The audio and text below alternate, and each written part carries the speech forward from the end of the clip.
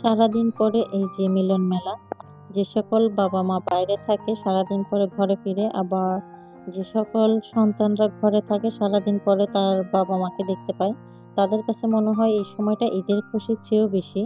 আসসালামু আলাইকুম everyone, welcome back to my channel. আমি লিলি, আর লিলিস ফ্যামিলিতে আপনাদের সবাইকে ওয়েলকাম জানাচ্ছি আরেকটা ডেইলি লাইফস্টাইল ব্লগ ভিডিও নিয়ে।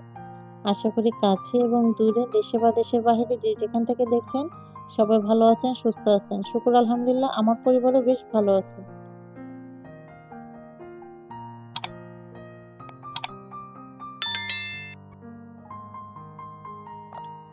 এর আগের ভিডিওটা আমি যেখানে শেষ করছিলাম, আজকের ভিডিও হচ্ছে ঠিক সে তারপর থেকে শুরু করছি, মানে গতকাল রাত থেকে। আর আজকে সকালে হচ্ছে এই যে অপকর্নের চা নাস্তা খাওয়ার পরে এই যে কিছু চিকেন আর হচ্ছে গিয়ে কিছু গরুর মাংস কুটে নিব।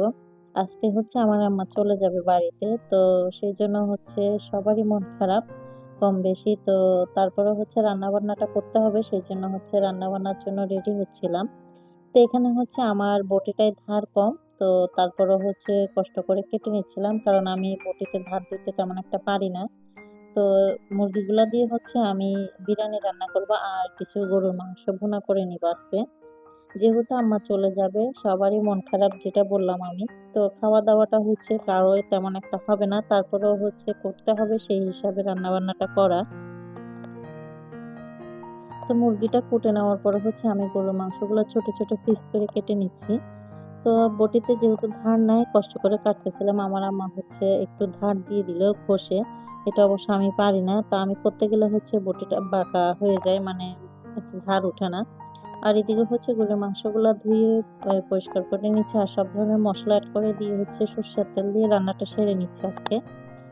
তো সবকিছু অ্যাড করে দেওয়ার পরে হচ্ছে এভাবে মেখে তারপর হচ্ছে চুলার আগুনটা ধরাবো আমি। যেটা বলতেছিলাম, আম্মা চলে যাবে আজকে, তো আসছিল যে মূলত আমার বাচ্চাদেরকে সুন্নতে খতনা করতে চাইছিলাম, বাট টাকা পয়সার কারণে হচ্ছে করা হয় নাই। আর দ্বিতীয়ত হচ্ছে বাসাটা চেঞ্জ করার কথা ছিল, ছোট ছোট 3 বাচ্চা নিয়ে হয়তো বা আমার অনেক কষ্ট হয়ে যাবে, সেটা চিন্তা করে হচ্ছে আম্মা আসছিল। আর আসার পরে হচ্ছে দীর্ঘ 1.5 মাসেরও বেশি থেকে গেছে। তো এখন 1.5 মাস যেহেতু থাকছে, যেকোনো মানুষ এক জায়গায় 1 সপ্তাহ থাকলে কিন্তু অন্যরকম একটা মায়া হয়ে যায়। আমার আম্মা যেহেতু গ্রামের বাড়ি একা থাকে, এখানে আমার সাথে থাকে না।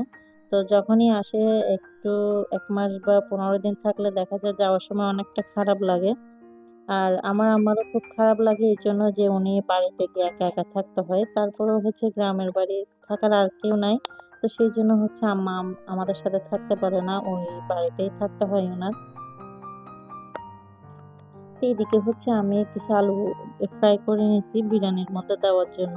আর বিরিয়ানি রান্না করলে আমার বাসায় আলুটা অবশ্যই ফ্রাই করে দিতে হয়, কারণ এভাবে দিলে হচ্ছে আপনাদের ভাইয়া আর আমার বাচ্চারা খেতে খুবই পছন্দ করে। এরপরে হচ্ছে এই যে চিকেনগুলো ধুয়ে পরিষ্কার করে নিয়েছি, এগুলো হচ্ছে হালকাভাবে একটু ফ্রাই করে, মানে তেলের উপর কিছুক্ষণ লাড়াচাড়া করে নিব, তারপর হচ্ছে মশলাগুলো দিয়ে কষিয়ে নিব।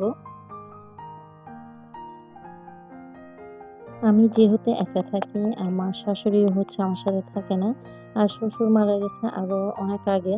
তো সেজন্য হচ্ছে কেউ আসলে থাকলে কিছুদিন হচ্ছে অনেকটা ভালো লাগে। আর যখন চলে যায় তখন হচ্ছে অনেক মন খারাপ লাগে। তো আমার শাশুড়ি হচ্ছে আমার ননদ যখন আসে তখন হচ্ছে আমার ননদের সাথে করে আসে। কারণ আমার শাশুড়ি হচ্ছে একা একা চলাফেরা করতে পারে না। মানে উনি হচ্ছে স্ট্রোকের রোগী। একা একা চলাফেরা করতে অনেক অসুবিধা হয়। তো যখন আমার ননদ আসে তখন হচ্ছে আমার ননদ সাথে করে নিয়ে আসে। এমনিতে হচ্ছে আমার দেবর মেজোটা এবং সেজোটার সাথে একসাথে থাকে। তো আমার দেবর মেজোটা হচ্ছে ফ্রান্সে থাকে। তো ওরা হচ্ছে আর্থিকভাবে একটু সচ্ছল। সেজন্য হচ্ছে আমার শাশুড়ি ওখানে থাকে।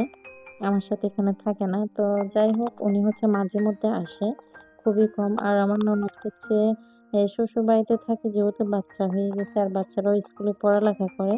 তো সবসময় হচ্ছে আসা হয় না, খুবই কম আসে, যখন সময় এবং সুযোগ হয় তখনই আসে। আর আসলে হচ্ছে 2-3 দিন থেকে চলে যায়। তো যেহেতু আমি একা থাকি, কেউ আসলে হচ্ছে যখন চলে যায় তখন হচ্ছে খুবই খারাপ লাগে। একটু থাকলে মানুষ, কথা বলার মানুষ থাকে, বা আমারও খুব ভালো লাগে বাচ্চাদেরকে নিয়ে সবসময় একা একা থাকি। তো এদিকে হচ্ছে গিয়ে আমার এই যে বিরিয়ানির জন্য চালগুলো আমি ভালোভাবে ফ্রাই করে নিছি। আর এখানে হচ্ছে ফ্রাই করা আলুগুলা এবং চিকেনগুলা সব একসাথে এড করে দিছি। আর এড করে দেওয়ার পরে হচ্ছে গিয়ে আমি একটু নেড়েচেড়ে হচ্ছে এখানে গরম পানি এড করে দিব। আর আমি হচ্ছে কিছুটা গরম পানি মেজারমেন্ট করে তারপর হচ্ছে আলাদাভাবে গরম করে নিছি। তো এই গরম পানিটা মেজারমেন্ট করে দেওয়ার কারণে হচ্ছে গিয়ে আমার এই যে ভাতটা রান্না করব এটাতে হচ্ছে পানি কম বেশি হবে না। তো যদি মেজারমেন্ট ছাড়া পানি দিয়ে দিই না অনেক সময় দেখা যায় কম বেশি হয়ে যায়। তো এটা যদি মেজারমেন্ট করে দিই আর কম বেশি হওয়ার চিন্তা থাকে না।